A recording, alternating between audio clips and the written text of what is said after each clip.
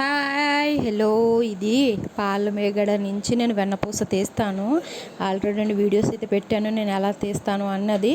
ఇది మిగిలిన పాలు ఉంటాయి కదండి, మేగడ తీసిన తర్వాత వెన్నపూస వచ్చిన తర్వాత పాలను ఇలా స్టవ్ మీద పెట్టి కొంచెం నిమ్మరసం పిండి దీన్ని అయితే విరగొట్టాను. అంటే వేస్ట్లో బెస్ట్ కింద అయితే పన్నీర్ అయితే తయారు చేశాను.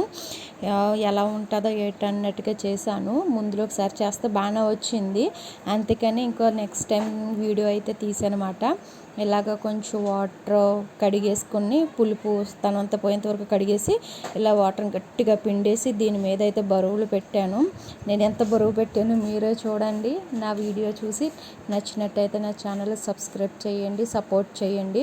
పన్నీర్ అయితే సేమ్ టు సేమ్ మార్కెట్లో ఎలా ఉంటుందో అలాగే ఉంది. ఇదైతే నేను ఫ్రిడ్జ్లో పెట్టాను.